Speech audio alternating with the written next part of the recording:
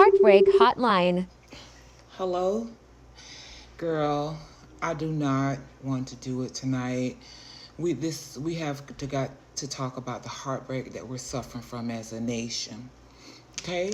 So before I start off tonight, guys, I'm gonna let y'all know the scriptures that we will be talking about tonight will be Romans 5:3-5 and James 1:12, and they are for trials and tribulations, okay? And we're going to go over those, but tonight the topic we're going to talk about is the California wildfires. I did not know the full depth of everything that they went through and are still going through until I started doing my research. So I'm just going to make this a call to action that we need to be praying for them. I don't care if you are a prayer or if you are not a prayer. Whatever you believe in, you need to call on it, because these people are going through something, and you need to get out your selfish world and think about these people over here who this happened to them, and they just woke up one day thinking the sun was bright, and they were in California, and now look what's happening. You see that woman on the screen. Anyway, so let's get started. Let's start, okay? On January 1st, 2025, the National Weather Service issued a warning of potential rapid fire. Okay, so apparently there was like some type of little fire or something that broke out in California. And so that's what basically how it started. Okay, Los Angeles Fire Department officials allegedly decided not to assign 1,000 extra firefighters and dozens of fire engines. And that's at the time. This is January the 1st. Okay. The first blaze erupted at 10:30 a.m. on January 7th in a wooded area near Pacific Palisades.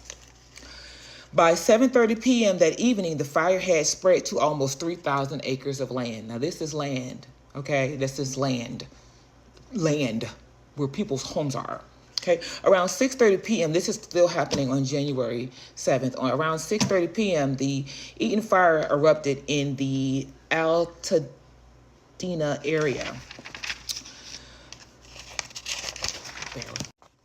At 10:29, the Hearst fire ignited near San Fernando. It had since burned 800 acres.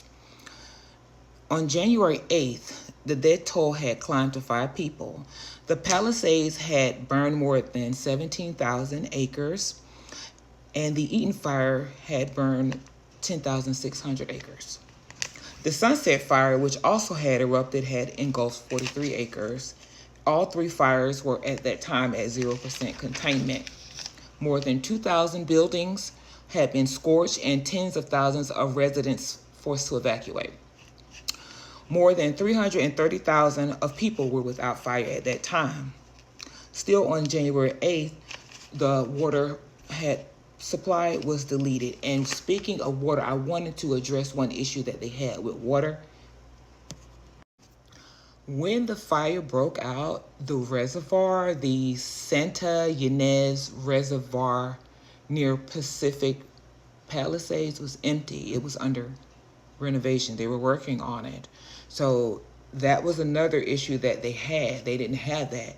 They were using pool water to help when the water supplies were running low.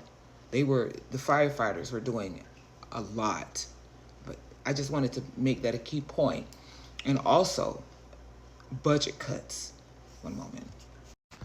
A month before this happened, the mayor, Karen Bass, had unveiled her plan for 2024 to 2025, and she called for a 2.7% reduction in spending in the Los Angeles Fire Department. I don't know why, because the area is known for droughts. So I don't know. I mean, if they're conserving water and they have dry land, why would you do it? But I digress.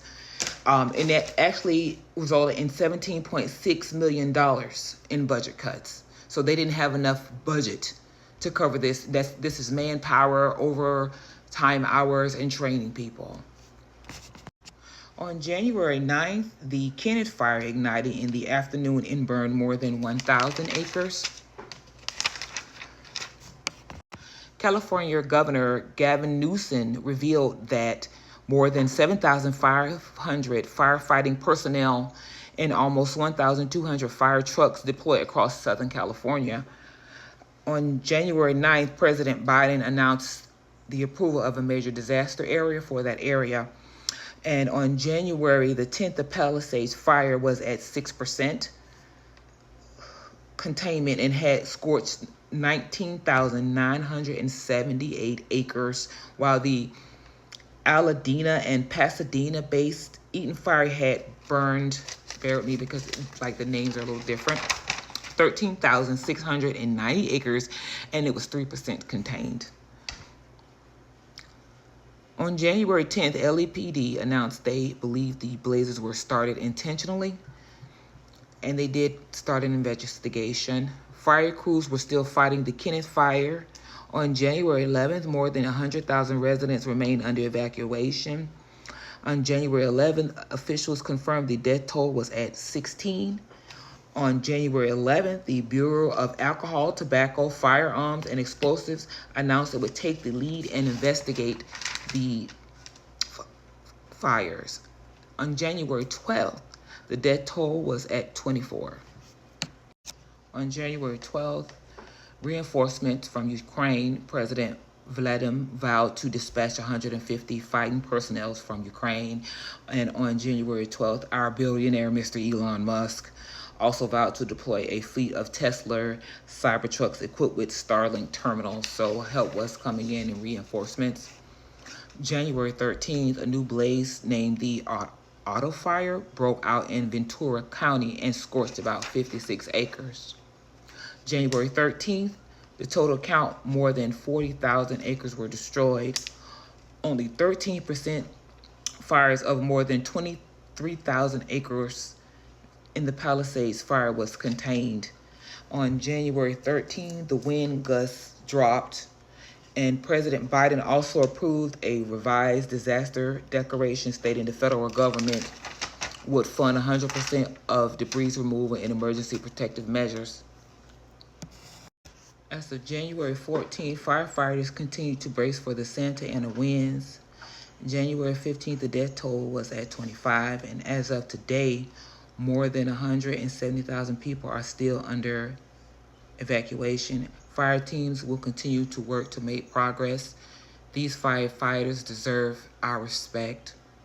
I've never really thought about them because we haven't really been exposed to that, but they deserve our respect and they deserve a pay raise. The things that I saw, and I know they have those images engraved in their mind. For ways to help, visit CNN Impact Your World, and you can go there to help. Governor Newsom is proposing California provide at least $2.5 billion in additional funding for ongoing emergency responses, and California is organizing a Marshall Plan to help Los Angeles rebuild faster and stronger.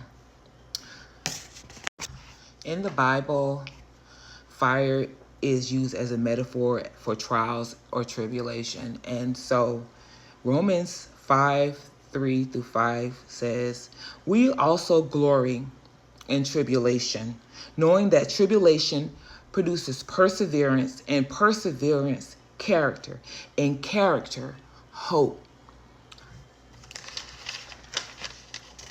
So I know that these people are strong. I know that God has his hands on them, and I know that there's a spirit of strength in California. But as a call of action to the nation, let's just send all the energy that we can to them. In James 1:12, blessed is the man who remains steadfast under trials, for when he has stood the test, he will receive the crown of life. So I know that they're going through things now, but I also have faith that we will come together as a nation and it will be okay. So all my well wishes and prayers to them. This has been Heartbreak Hotline reporting on the California wildfires. Remember, God is in control, and we don't know the end. It may seem hard, but in the end, we will be fine. I love you guys, and you guys have a great night, and thanks for tuning in.